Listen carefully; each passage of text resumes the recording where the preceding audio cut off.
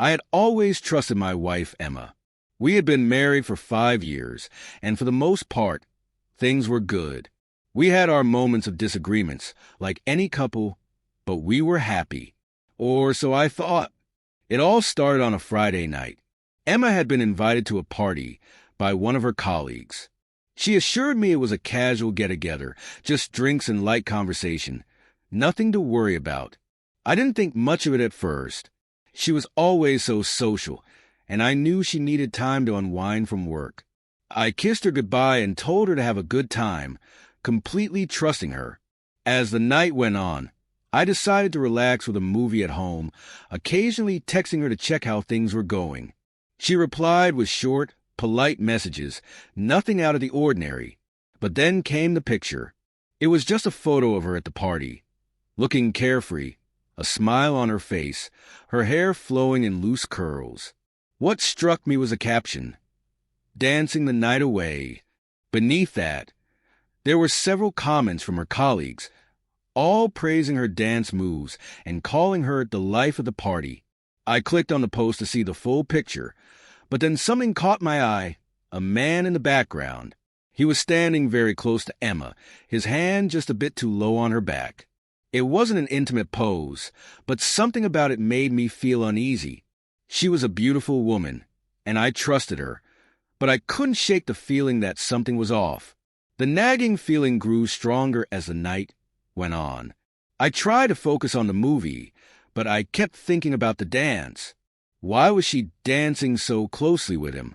I knew most of her colleagues, but I had never seen this man before.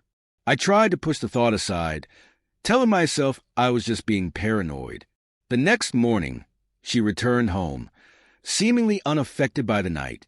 She was bubbly and talkative, as if nothing had happened. She mentioned the party in passing, but when I casually asked about the guy in the photo, her face shifted for just a moment. Too brief for anyone else to notice, but I did.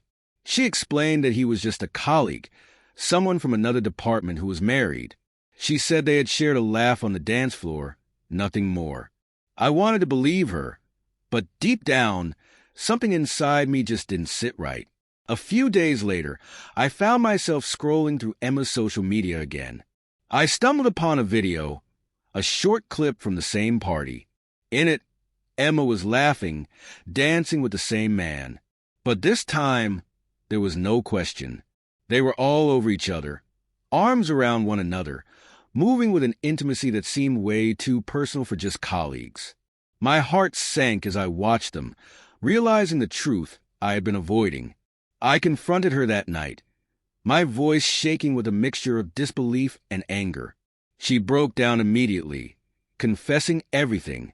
She had been seeing this man for months, sneaking around behind my back. The dancing had been the tipping point, the moment when I finally saw something more than just a harmless flirtation.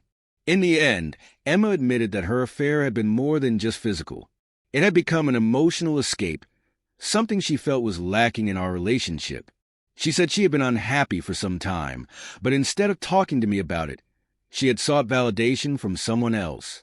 That innocent dance was the final straw for me. It was the moment everything changed. It wasn't just about the betrayal. It was about the years of lies, the trust that had been shattered beyond repair. I couldn't look at her the same way again. I moved out shortly after. The house felt empty, quieter without the constant hum of shared life. Emma begged me to reconsider, but the damage was done. I couldn't unsee what I had seen, couldn't forget how she had made me feel. In the end, I had to walk away, even if it hurt.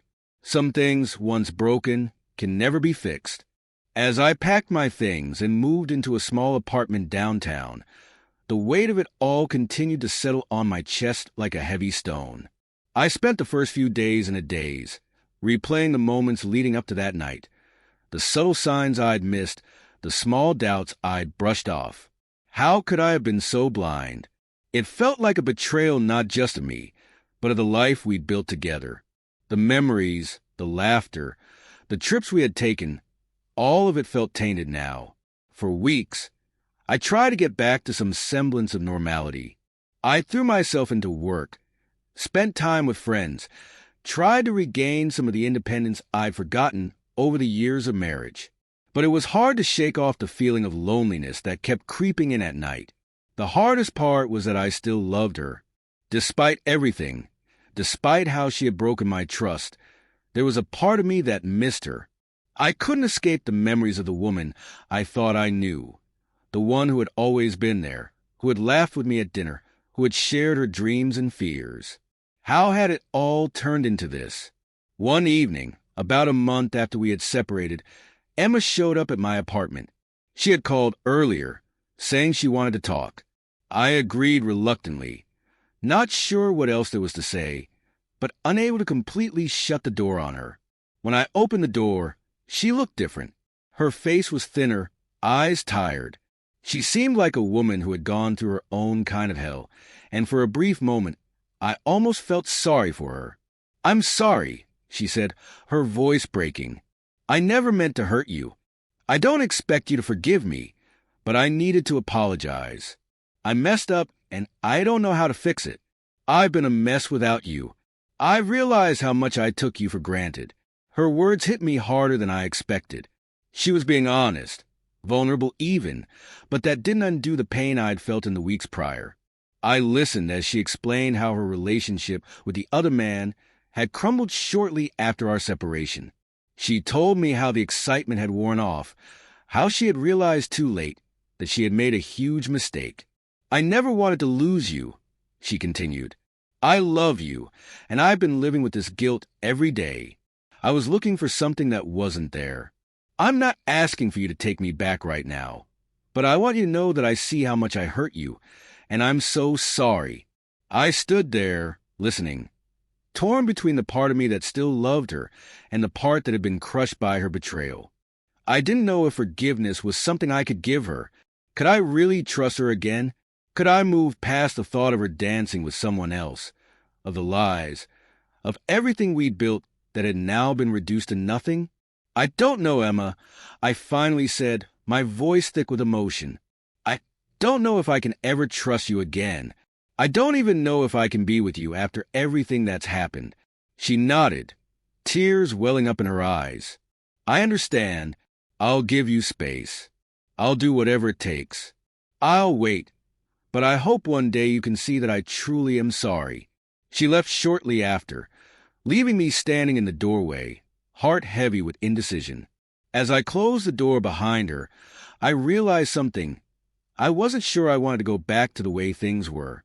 Maybe the woman I had married was not the woman I thought she was. Maybe the relationship we had was never what I imagined it to be. I had trusted her completely, and she had betrayed that trust in the most devastating way. The idea of starting over, of rebuilding trust, seemed almost impossible. In the weeks that followed, I continued to wrestle with the choice between moving on and finding a way to forgive her. Every encounter with her, every apology, seemed to reopen the wound, reminding me of the pain I had felt when I first found out. Slowly, though, I began to realize that no matter how much she begged, no matter how many times she said she was sorry, I couldn't change the way things had unfolded. It was in these quiet moments of reflection that I realized something important. I had been holding on to the idea of us, but not to the reality. The reality was that we had both changed, and that what we had once shared no longer existed in the same way. In the end, I chose to let go. Emma and I remained in contact occasionally, but it wasn't the same. We were both different people now, living different lives. The affair, the lies, the dance, it had all been a wake-up call for me. I couldn't go back to what we had, no matter how much I wished I could. Moving on was hard, but it was the only way forward. As time passed, I found peace. Not with Emma, but with myself. I realized that sometimes love isn't enough to keep a relationship alive, especially when it's been tainted by betrayal. And that was something I had to accept. As the months passed, the sting of the betrayal gradually dulled, but the scars remained. I began to focus more on myself, something I hadn't truly done in years.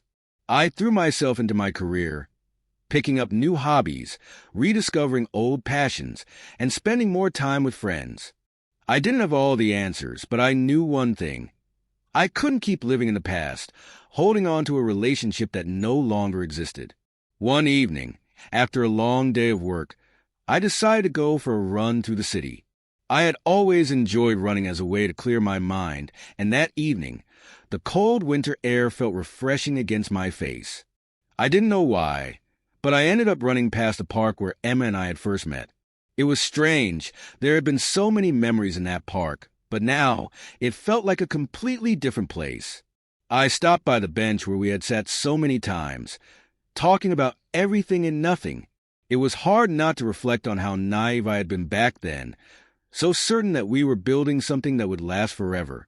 The reality of what had happened since then hit me in waves.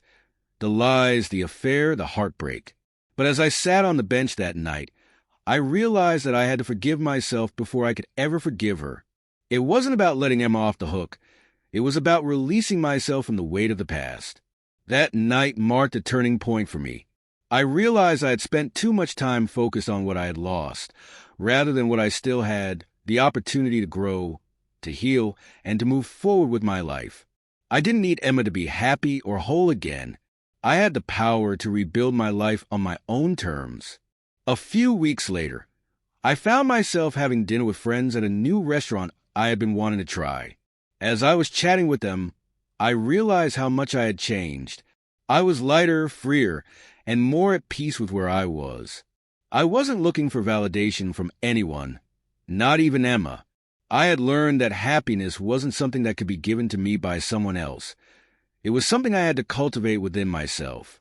A few months later, I heard through mutual friends that Emma had moved on. She had started seeing someone new, someone she met at a therapy group for people going through difficult breakups. It was strange hearing it, but it didn't hurt like I thought it would. In a way, it was a reminder of how much we had both grown apart. I saw her briefly at a gathering a few months later, at one of those awkward social events where old friends from both sides meet. We exchanged polite hellos, but it was clear we had both changed. She looked more settled, more grounded, but the connection we once shared was gone, buried under the weight of everything that had happened. As the years went by, Emma and I stopped communicating entirely. We each lived our separate lives, and I was at peace with that. I had learned that sometimes relationships end not because of one single event or action, but because the foundation was never as strong as you thought. Sometimes love simply fades away, and there's nothing to be done about it. I found love again, but it was different this time. It wasn't based on illusions or unspoken expectations. It was built on trust, communication, and mutual respect. And as I look back on everything that happened with Emma, the good and the bad, I realized that it was all part of my journey. It taught me the value of self-respect, of recognizing when it's time to walk away, and of understanding that love, at its core, is not just about holding on. It's about knowing when to let go.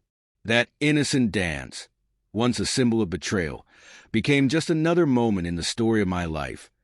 A reminder that even the most painful experiences can ultimately lead to growth and healing. And in the end, I was grateful for that lesson, because it made me who I am today, a man who knows his worth, who trusts himself, and who is no longer afraid to move forward.